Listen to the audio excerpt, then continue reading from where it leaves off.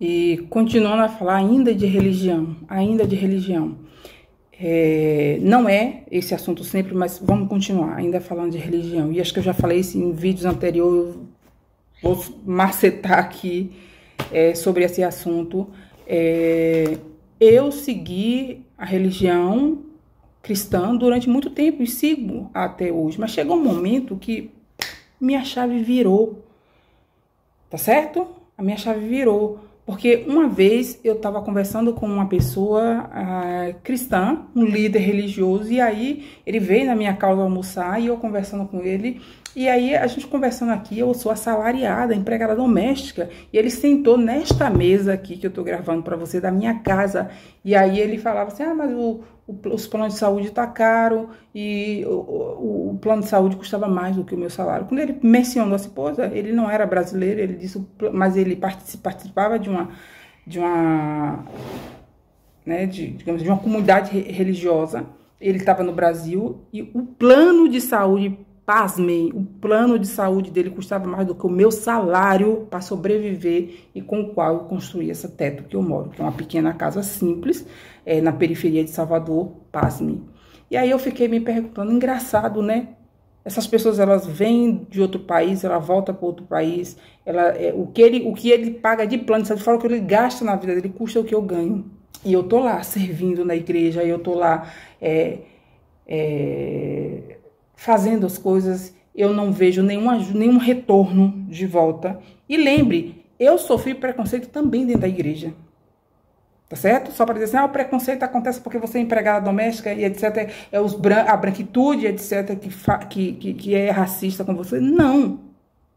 O negro, líder, religioso ou não, que segue um lugar de liderança, ele também pratica preconceito contra a sua própria raça.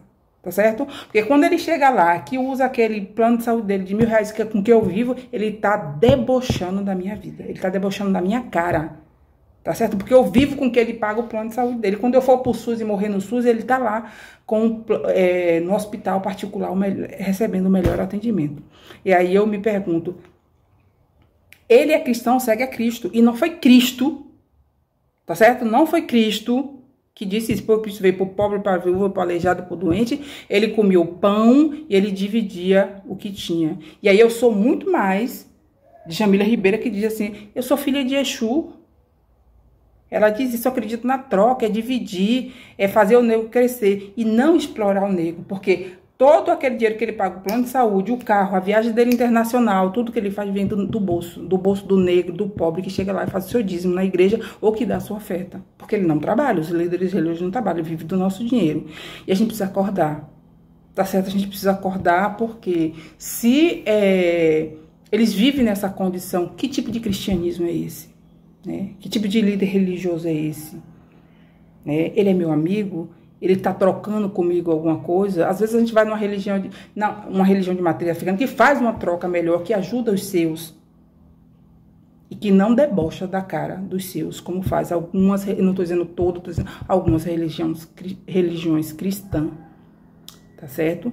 E a gente vê quanto que a religião de matriz africana está sendo perseguida e tinha uma meta aí que aproximadamente em 2030, 2050, não lembro ao certo, o número de cristãos, de católicos, seria menor do que o número de evangélicos.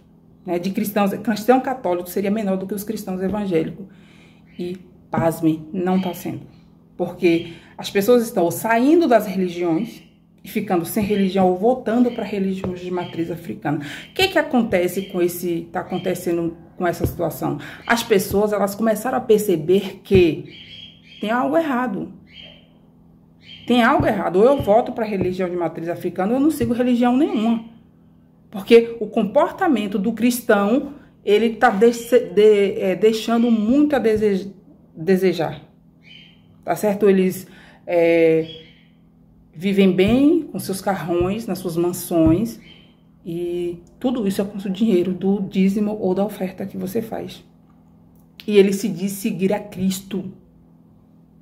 E ele está explorando essa massa pobre para viver lá em cima e dizendo que está seguindo Cristo.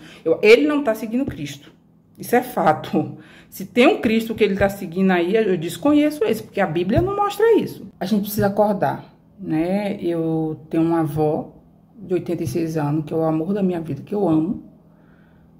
E ela é uma pessoa analfabeta, tá certo? Nós não somos, minhas irmãs, enfim, nós não somos graças a ela, certo? Porque ela sempre falou que a gente deveria ir para a escola, brigou com meu pai, com a minha mãe, até para que a gente saísse de casa. Ela comprava briga mesmo em casa, e ela dizia assim, para que meu pai não me botou na escola pra gente não fazer carta para namorado. A gente tá falando aí de uma geração muito passada, muito antiga, muito ignorante, mas que isso já passou. E eu agradeço a essa idosa, eu agradeço a essa senhora, eu agradeço a essa... É uma princesa, ela é uma princesa, é um amor. Mas sendo uma mulher humilde, ela é uma mulher completamente sem nenhuma instrução. E ela estava seguindo uma religião aí, porque a minha família ela tem pessoas evangélicas, católicas e de matriz africana, tem de tudo. Como a maioria das famílias baiana, brasileira, enfim, essa mistura que a gente tem aí. E ela estava seguindo uma religião, não preciso nem dizer que mas é aquela que tem que dar 10% do dízimo. Se você não der 10%, você não está sendo cristão e não sei o quê. E a gente está falando de uma senhora, né, que trabalhou a vida inteira na enxada. Trabalhadora rural, que trabalhou a vida inteira no cabo da enxada, trabalhando, e quando ela conseguiu se aposentar lá no sindicato dos trabalhadores rurais, que ela conseguiu a aposentadoria dela, ela estava dando 10% do que ela ganhou. Ou seja, hoje é o que? 1.400 salário, você tem que dar R$140 todo mês. Uma pessoa que precisa de remédio, que precisa de alimentação, que passou a vida inteira sofrendo. E às vezes fala assim, mas ninguém obriga a dar. Aí vão logo se defender, ninguém obriga a dar. Não, não obriga. Mas a lavagem cerebral que é feita nessas pessoas de pouca formação, para que você pague esse dízimo, tá certo? E que diz que a pessoa vai para o inferno, que usa o medo na pessoa. E eu tive que ir à luta. Eu digo para você também, lute pelos idosos da sua família. Eles não fazem porque querem, eles fazem porque tem medo, eles fazem porque não tem formação, eles fazem porque eles estão se submetindo à lavagem cerebral. E eu digo algo para você, esses líderes religiosos, eles sabem disso. Eles têm a plena noção do que eles estão fazendo, só que eles não estão importando se a sua avó, se a sua tia, se o seu bisavô, aquele velhinho, vai estar com fome ou sem remédio, ou que vai morrer, não. Ele vai pegar o dinheiro para poder ter a vida que ele tem.